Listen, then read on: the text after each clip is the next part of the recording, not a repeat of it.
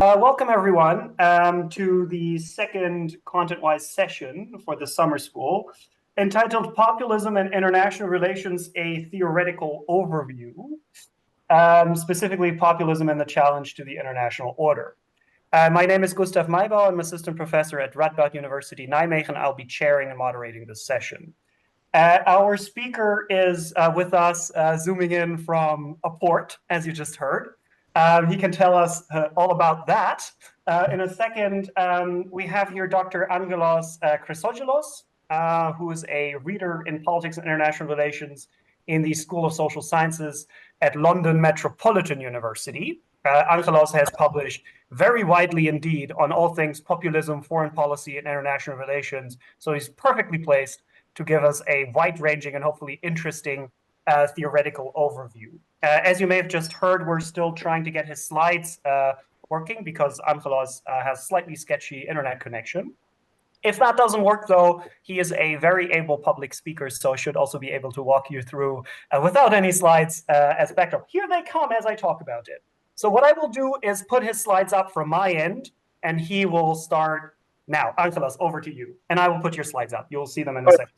Great, thanks. So many thanks, everyone, and many thanks to the ECPS for inviting me to give this presentation. Again, apologies if my internet is a bit problematic today, and do feel free to interrupt me, Gustav, if something hasn't gone through. And also apologies if some of the things that I say, as I understand, many of you come from a meeting, just coming a meeting right now with Professor Distrati, with who me and Gustav also have done lots of work, all of us together. So there's in those things, there's always the danger that you're going to be hearing many of the same things many times in different words, perhaps, from other people. My presentation today concerns fundamentally, if I understand pretty much perhaps what Sandra discussed, I want to zoom into a more specific question about populism, and particularly the debate about how populism relates with the challenge to the so-called liberal international order. There is a very growing debate currently, and I think it's one of those interesting debates whereby you have a very theoretical, conceptual discussion about populism, namely, which ties in with a very practical, policy-oriented debate currently. To put it very bluntly, this is kind of one way where a concept of what is pretty much considered domestic politics, right? Populism ties in with a big discussion about where the world is headed internationally, right? So we just had the results of the French round of the French parliamentary election, which, as most of you know, I'm sure, fundamentally mean things. We don't know yet what, but it means something that perhaps is not very good for the future of the European Union. We have elections in the United States moving forward. So fundamentally, what we know is that we are in a moment where populism affects not just domestic politics, but very much the way the whole international system works. And here's where we're getting into the debates about the liberal international order. Gustav, we just want to move in. So the next slide, just continue pressing, because these would be things. So as you see, coming back in, you can also just press arrows back. So you can also just press arrows back and just take it back out. So fundamentally, it's just many words. It was a fancy way I had of just putting things on. Fundamentally, what I had in this slide was I just want to show you that this is really very much a current thing, a current theme that we see in media. We've seen a lot of policy discourse coming also in think tanks. And I would say it's a kind of a discourse that is not very consistent, yeah? Because fundamentally what this thing does is that it starts from the idea that there is a certain type of politics in the world currently. All right. And perhaps if we really think about it, of course, we can put our fingers on it, right? It's something to do with authoritarianism, in liberalism, fascism, perhaps. dictatorships like China, or kind of a softer form of dictatorship like Putin's Russia. Populism is also thrown in there quite a lot, particularly when you think about Trump. And the idea is that all of those things together form some kind of a coherent threat to the functioning of the liberal international order, right? The idea is that basically all of those populists, like all of those that are somehow considered non-mainstream politicians, if you put them all in, they form some kind of a threat to the way the international system works, all right? However, so Gustav, on to the next slide. And then just press again and again. Great, leave it here. No, previous one. Yeah.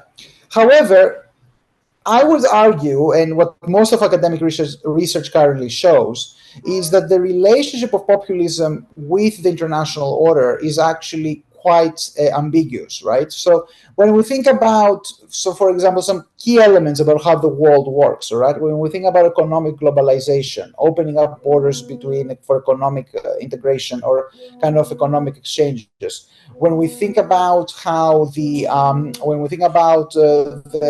work of international institutions, international organizations, when we think about how kind of various actors interact in various international diplomatic fora, what we do see is that actually populists do take part in those things. I have quite very kind of two examples here, and I really enjoy this title by Alan Beatty, who is one of the best commentators on international trade and international political economy for the Financial Times.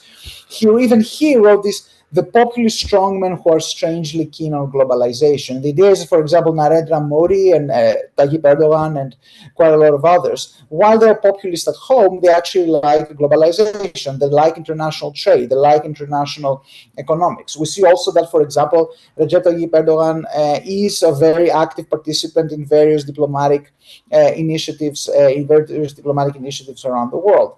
Fundamentally, what we do see is this, and what again, if you take from kind of the tone of the article by Beatty, the title, the populist who are strangely keen on globalization, as if they shouldn't be, all right? We do see a paradox, which is that populists actually are able to operate in the international system, are able to operate within the international system, within international institutions, some of them are actually quite open about international trade or globalization. What happens, I would argue, is that fundamentally international discourse, and particularly I would argue Western journalistic discourse, is very much captured by some emblematic examples of some populists, Trump being the prime example of that. And the idea is that on the basis of this, we have this idea of our mind that populism equals opposition to all international institutions, populism equals opposition to all economic openness, all populists have to be protectionists, and so on. And as I will argue, this is not really the case. So, Gustav, next slide. And I promise the fancy pictures have been, the fancy picture stuff is gone. So we will start our lecture today and trying to relate this thing with basically asking what is populism, right? And I imagine you already have a good idea, so I'm not going to delve much on this. But I will ask the question, why is populism on the rise globally? And therefore, on the basis of this, ask what is populism's impact on the international order. And fundamentally, what I will claim in this presentation today is, of course, that populism is a very multifaceted phenomenon. And I will also argue that currently, instead of seeing populism as an aberration or kind of a kind of pathology of international politics, we should actually be seeing it as a structural feature of international politics, all right? And I would also say that what we do then, what's the impact on the international order, is that we don't see the breakdown of the international order. So more populism does not lead to the collapse of globalization, which is what many of us in the West are conditioned of thinking, but it leads to a more diverse and unpredictable order. Next slide.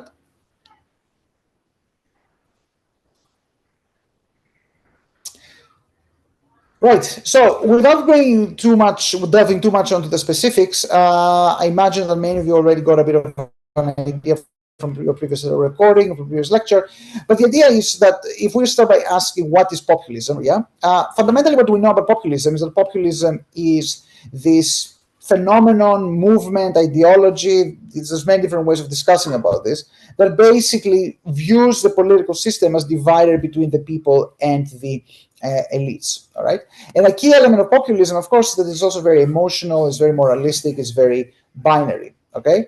However, what is quite important, and it's not coincidental that I have here a picture of Giorgia Meloni and President Lula of Brazil, a populist of the right, such as Giorgia Meloni, and a populist of the left, such as Lula from Brazil. What we do have here is what is important for us to understand. The main thing about populism is that populism on its own does not cue a specific policy content, and that is even more true, I would argue, for foreign policy. All right, we need to know more about whether an actor is a populist than an actor being a populist in order to be able to say what an actor will want from politics generally and from international politics even more specifically. So the main thing we know, of course, is that populism is this pro-people, anti-elitist phenomenon. All right, it divides the political and the social field, often in very moralistic, very binary, and very emotional ways, because the people are always virtuous and the elites are always corrupt. Okay, and also, however, this is just basically the most that we can know of it. All right, there's nothing beyond this that populism tells us. In a way, populism is a way to conduct politics without actually telling us the content of those politics. Okay? Gustav, on to the next slide.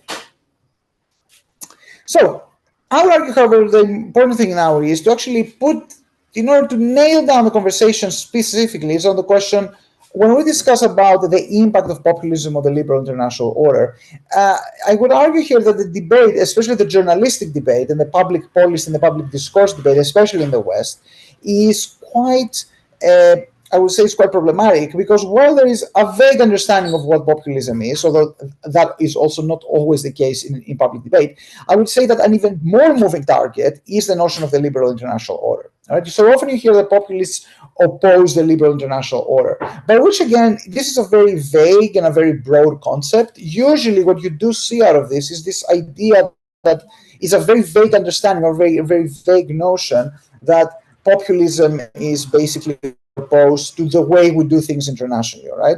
Other people actually think that populism is opposed to a much more profound and a much more specific idea about how the international system should work, which is what we were used to associating over the last 20 years with globalization. All right. This idea that basically the world is coming together, borders are coming down, global economy especially is integrating, and on the heels of that also we would like to hope that even global culture, perhaps even cultural norms or norms of values and human rights, are also being kind of converging. And the idea is that populism is opposed to that, and therefore populism is a fundamental threat to what the international order is. However, I would argue that in order for us to make an argument, we have populism here and the international order here, and you want to say how those relate.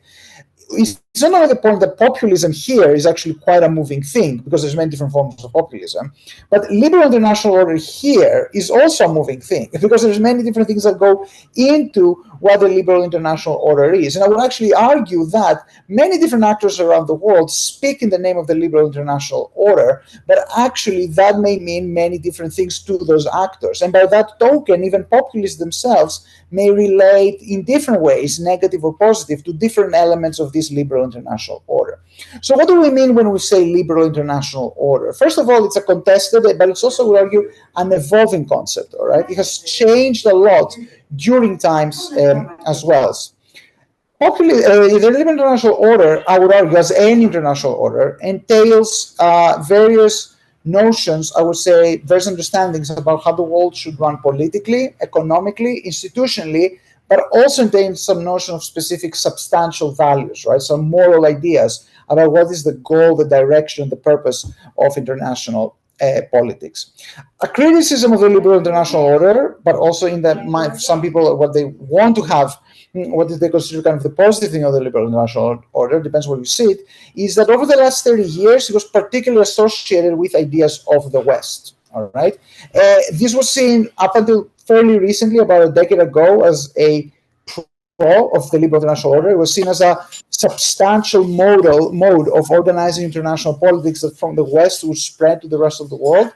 But in today's more multipolar world, one could actually argue that this is a weakness of the liberal international order, right? Because in a multipolar world with many non-Western powers, this means that the association of the liberal international order with the West works against it. So what actually goes into these notions of this order?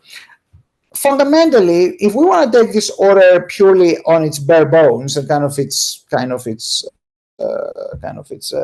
take the order in terms of how it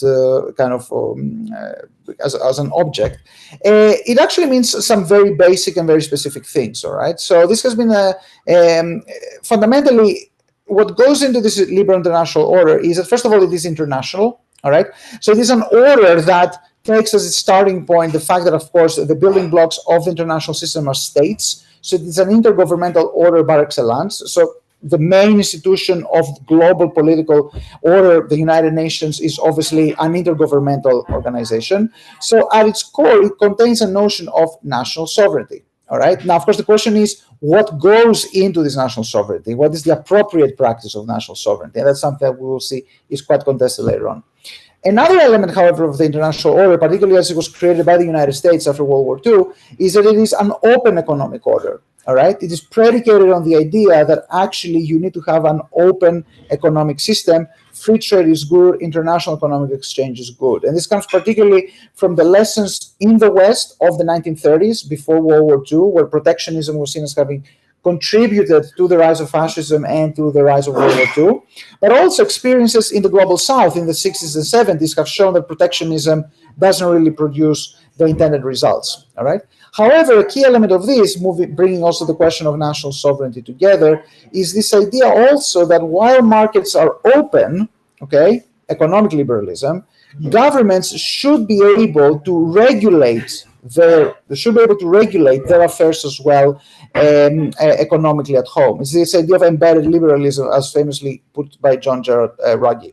And then finally, another notion of liberal international order is the international liberalism, or multilateralism. All right, the idea is that we manage international affairs through permanent structures of international corporations, namely international organizations and institutions such as diplomacy, multilateralism, and so on. So that's actually the bare bones idea of the liberal international, order. Since the end of the Cold War, however, we have an idea of the liberal international order having moved into what is called post-national liberalism. Sorry, Agela. We have this idea of liberalism moving into so-called post-national liberalism. All right. Post-national liberalism is a very interesting concept. I really like it. It was put forward by two German professors recently. And it's this idea that while we keep the structure of the liberal international order the way we had it, we have an evolution of the ideas of the order as such. All right. It's what they call as economic and social liberal purpose, which is fundamentally means very simply that since the end of the Cold War and the development of the unipolar moment of the United States and the era of globalization, what we have is the international order impinging more and more on national sovereignty in two ways. First of all, economically, particularly with the spread of neoliberalism, all right, breaking down barriers, but not only breaking down barriers, but also forcing countries to adopt specific economic policies. IMF programs is a very good example. Turkey, for example, Thailand, many countries in the global South suffered this in the 1990s.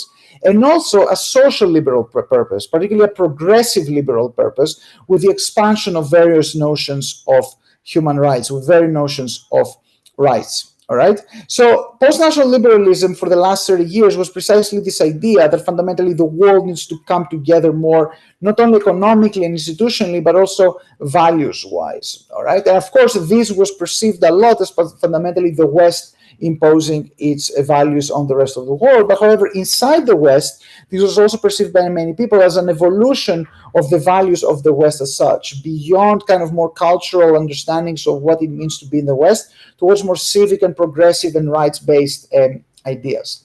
Which brings us to the notion today that, of course, we know that today this international order is very much contested. It's contested both inside the West by various political forces, and it's also contested outside the West with the rise of multiple non-Western powers. But the point here is that this contestation is not uniform, right? It takes many different directions and it moves in many different directions, all right? Contestation of the liberal international order may mean that an actor is against the expansion of this post-national liberalism. That actor is very much sovereigntist, right? This actor believes in more national sovereignty. But a contestation of the liberal international order may be an actor who says that, we want more openness, we want more international cooperation to face up to, for example, challenges like global warming.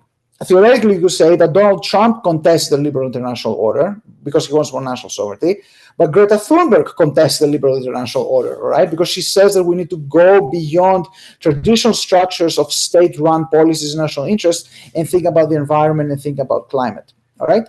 So more or less sovereignty, but also more or less liberalism. Do we want to move more into?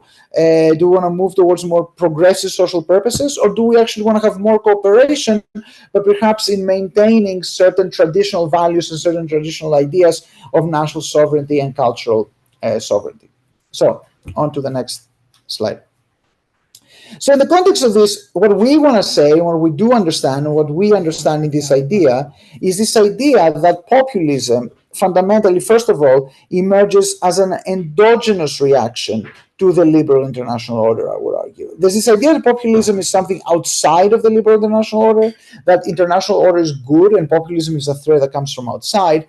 But I would actually argue that populism is an endogenous reaction to it, meaning that the liberal international order produces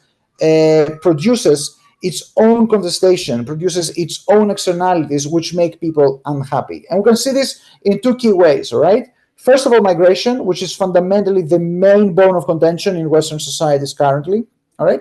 And the second is on the economy, all right? This means the point here is that fundamentally, the point here, however, is that reactions both to rising migration, which is especially an issue in Western societies, but actually, if you look closely around the world, it is increasingly becoming an issue not only in Western societies, all right? Migration politics is a big issue in South Africa, for example. It's a big issue in parts of Latin America. It's a big issue in parts of Asia, all right? So when you think about people reacting to migration, this is not just people, outside actors reacting against something virtuous put forward by the liberal international order. It is actors who belong and are part of the way this order works who react to a certain externality of this order. And then, of course, the notion of economic issues, right? We see this especially, particularly in Latin America. We saw it also with the Eurozone crisis in the EU, all right? When the liberal international order produces a huge kind of assault on national economic sovereignty, particularly people are going to react to those things, all right? So the first point, number one here, then, is that populism and populist reactions to the way the liberal international order works are not an external issue to how the international order works. Populism, in a way, is produced by the evolution of the international order towards more post-national liberalism. The second element that I want to highlight, and something that I've written quite a lot about, is why do we actually get those reactions in the form of populism, all right? If people don't like migration, they could simply be fascist. Or if people don't like economic neoliberalism, they could simply be socialist or communist, all right? Where do we get reactions in the shape of populism? And here is something I've written quite a lot about, is this notion that populism emerges especially because those externalities of the liberal international order are perceived also as crises of political representation. All right? The way globalization works and the way the international order works is that it fundamentally does not only affect negatively various people who feel their cultural sovereignty or the economic sovereignty being threatened, but it also affects the notion that there is a certain political representation process that people want to be a part of. All right. Under globalization, the simplest way to think about this, of course, is that increasingly we see challenges that are global in nature. All right. We can think about terrorism in the 2000s, the global financial crisis in the 2010s, climate change today. All right. These are issues of a global magnitude, but representational processes throughout the world are still bound fundamentally in national borders. For most people around the world, notions of political representation and democracy are very much bound with their national democratic systems. And if people design solutions to those problems that are supposed to take place on a global supranational level, this fundamentally undercuts the notion of political representation for many people around the world.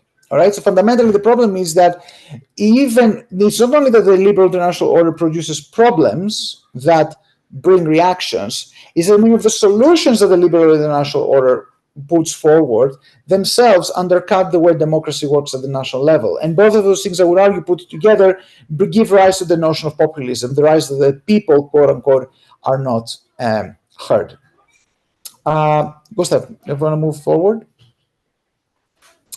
So, what do populists do in the international order? And here are basically I present various hypotheses that many good colleagues of mine from around the world have produced. And the notion here is actually, as you can see, I even have my name mentioned there.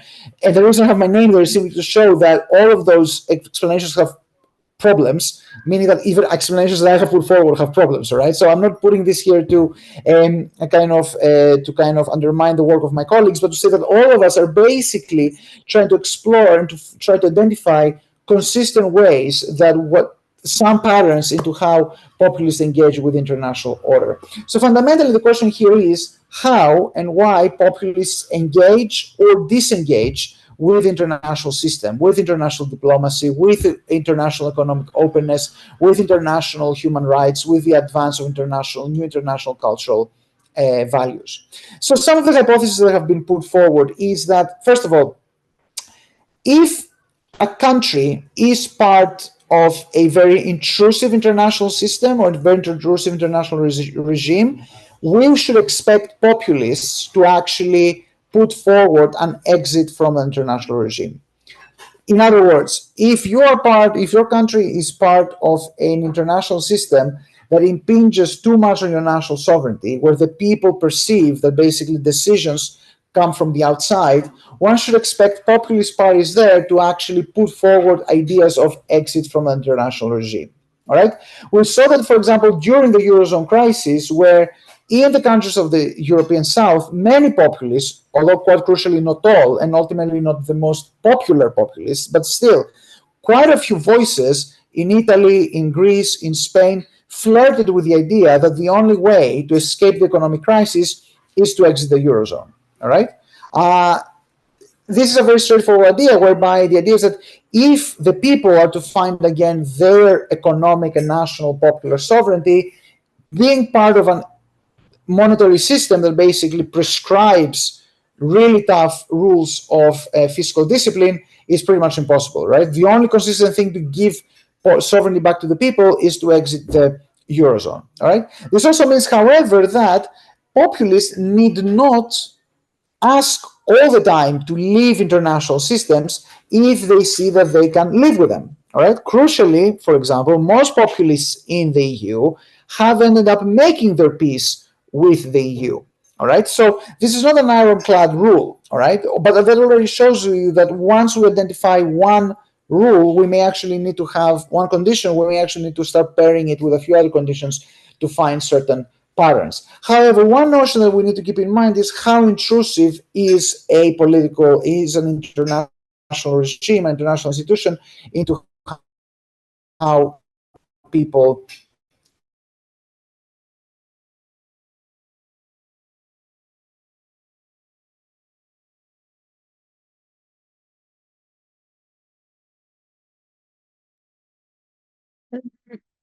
I think Angelos will be back because it's an internet connection problem. Another notion that people, right, this idea that basically left, okay? We should accept, for example, should I stop for a moment? Angelos, are you okay? Everything all right? I think you were cut out there for a second. I'm okay. Do continue. It's fine now. Okay, all right. I just stopped, I muted myself. It's fine, I can wait for a moment, but I can continue, right? Okay, cool. So the second notion is ideas of thick ideologies, right? So whether populists are on the right or on the left. And I think that also makes kind of it sounds self-evident, right? Left-wing populists, we expect, would be more disenchanted with international institutions that prescribe economic neoliberalism, right? We saw that especially with Latin America, all right, where you had this pink wave, as it was called in the 2000s, energized especially by reactions to IMF programs. All right, so fundamentally, you get economic neoliberalism dictated from the outside, and then you get left-wing populism as a reaction to this. But we can also think about right-wing populists, all right, especially against international systems that are perceived as being very much associated with migration. Okay, so we see right-wing populists in the EU often go against the system of freedom of movement that the EU has prescribed. Okay, or they may go against ideas of international human rights regimes. All right, currently the UK, where I live, for example, a big cause célèbre for Nigel Farage of the Reform Party is for the UK to leave the European Convention of Human Rights, which is seen as, again, bringing from the outside very restrictive human rights rules, okay, that actually keep the British government from exercising full sovereignty, for example, with regards to managing migration. A very good colleague of ours, Erin Jenny from Central European University, has actually argued that it is this particular form of right-wing populism, whom she calls ethnopopulists, that we can think about as being especially disruptive for the international order. Okay, as she says, ethnopopulists tend to be both opposed to international institutions because they don't like national sovereignty being impeached, but also ethnopopulists tend to also be very hostile to other neighbors, particularly when it comes to national minorities and so on. Viktor Orban is a very good example of this, who is both very Eurosceptic, so he's skeptic towards Brussels, kind of Brussels above him, let's say, but he's also very hostile to almost all of his neighbors wherever there are Hungarian minorities, so towards Romania, towards Ukraine, and so on. Another character is also the nature of international regimes. We already discussed this, all right? So it's basically a mirror image of the thick ideology notion, all right? Do populists deal with international regimes that actually go against what they prefer? This actually means, however, already we also see reasons why populists could actually be very much in favor of some international institutions. Silvio Berlusconi, who was famously very populist inside Italy, was actually pretty keen on the EU because he was very economically liberal and he liked the open markets and the free markets that the EU provided to Italy. Left-wing populists, again, around the world, particularly in Latin America, actually like the United Nations because in the United Nations, the Global South has a majority and is able to steer it more towards the things that those populists want. All right, so you already see here already as a mirror image of why populists would not like some international regimes. You also see why some populists may actually like some international regimes if there is ideological congruence. Another argument that I have made is also that I think there is also an important way or a difference in how populists in the West versus populists in the Global South engage with international institutions. And the reason I say this is because populists in the West usually come from countries that are very, very embedded, not only in global, but also regional and very advanced rights-based institutions that affect a lot international sovereignty. All right. If you think about those middle-sized European countries, Austria, Switzerland, Germany, well, Germany's middle-sized on a global perspective, obviously, Italy, Poland, Sweden, these are countries that fundamentally, one even has to wonder to what extent are they sovereign at all anymore in today's world, right? I mean, they're bound by international treaties, they're bound by regional treaties, they're bound by the EU, they're bound by the European Convention of Human Rights, okay? If you're a citizen in those countries, you really have to wonder to what extent your national government, your national elections matter at all. Maybe populism really and actually going against those global regimes is the only way to reinstate popular sovereignty.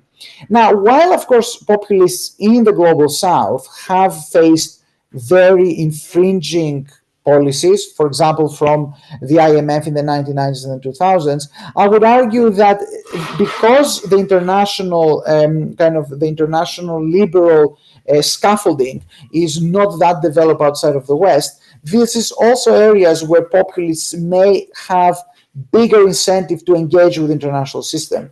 Also because populists from the Global South also look at the international system not as a threat, but also something that they want to belong to. All right, so our colleague Sandra Distrati has actually made a pretty interesting argument where she says that populists who approach international institutions from the question of status actually don't want to exit international institutions. They want to be in those international institutions, but they want to shape them in a way that would reflect their own status. So Narendra Modi, for example, or Tayyip Erdogan from Turkey, do not rail against international institutions because they hate them. They actually want to be in those international institutions and make them more reflective of the status that they think that their countries and the people of their countries deserve.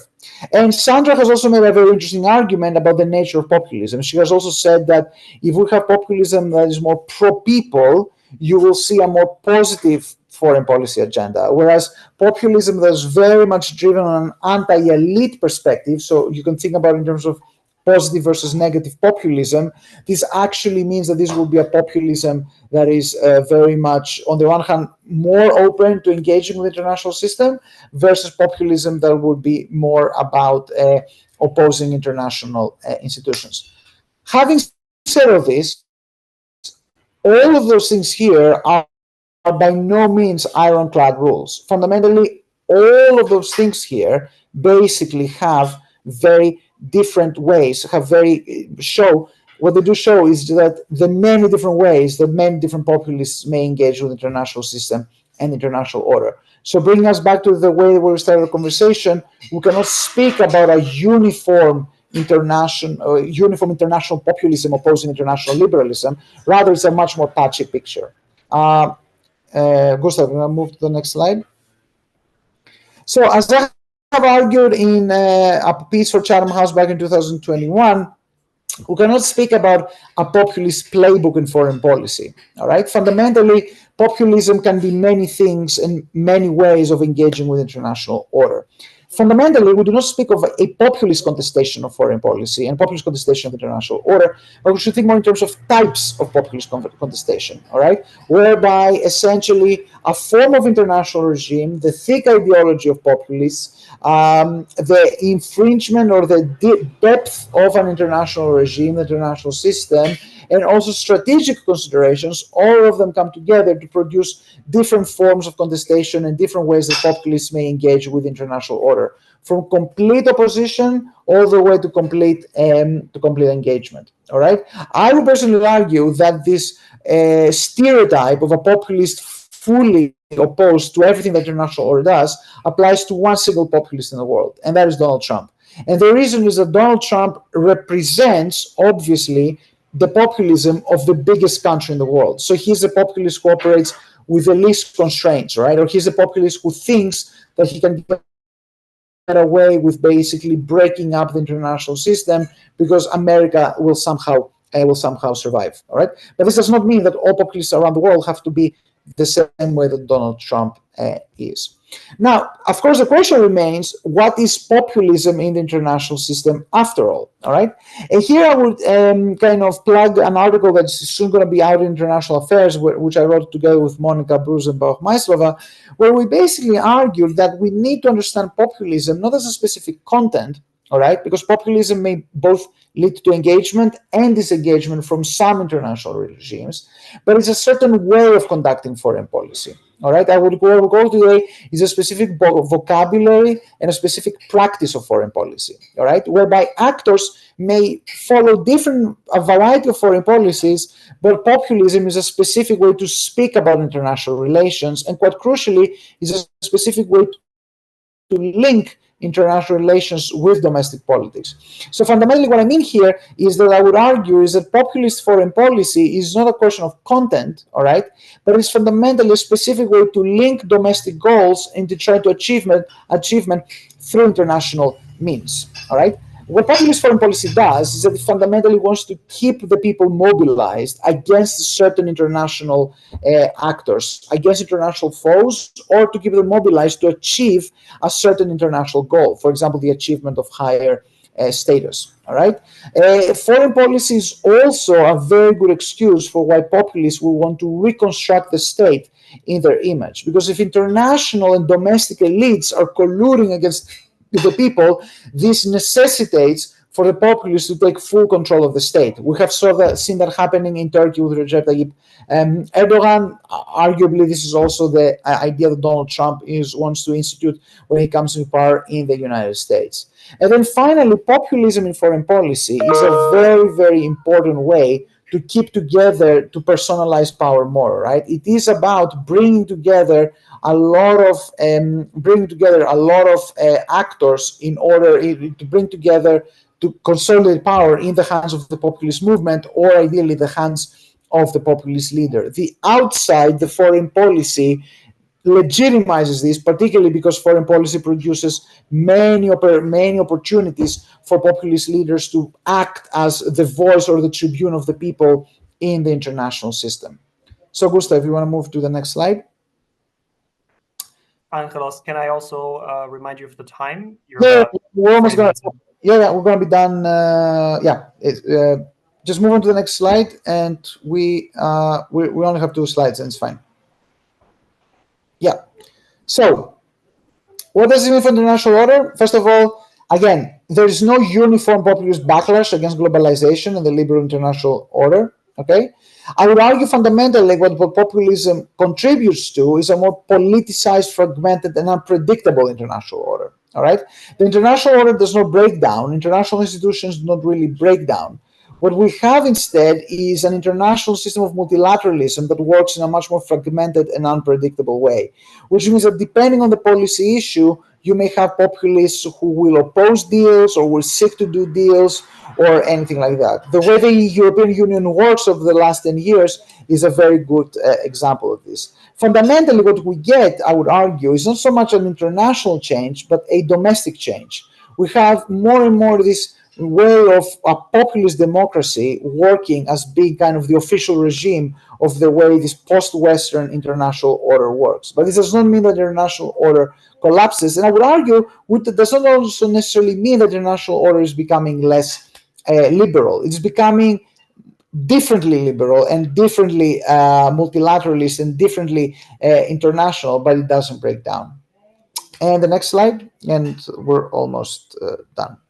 So, what is the conclusion here? First of all, populism matters. All right, it matters for the international system. It matters for the way that the international order works. However, it does not matter in a uniform, specific way. Yeah, it does not matter in a unidirectional way.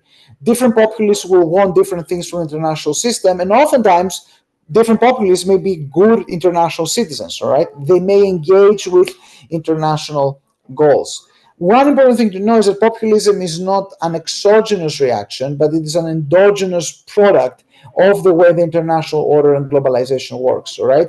As I would say, as I argued in a policy essay I wrote a few years ago, populism is not a bug, but a feature of globalization. And what this leads to is a more disrupted and a more contested international order, but I also would argue, perhaps from a positive sense, and it's something that us in the West have struggled to understand, is that it also leads to a more diverse international order. All right, an international order that is genuinely global, we used to think, will also inevitably become more Western. All right, now we know that this is not the case anymore. What we do know, looking around, seeing at Modi, looking at Bolsonaro, looking at Erdogan, looking at Duterte, and looking at all those actors around the world, is that once you have a global international order that has incorporated all of those countries, you inevitably incorporate very diverse perspectives of how about this order should work, and of course, very diverse demands and very diverse complaints about popular sovereignty around the world. So a silver lining of all of this is that a more populist international system also leads to a more diverse international system. So in a way, we have to choose our poison moving forward about how the international order will work. Thank you very much, Angelos, for a very inspiring lecture here. I will stop sharing and we will move into discussion groups, just as I take it you're familiar with from the first lecture. You will then be given the option to ask questions out of the groups, and if we have time after that, individually as well.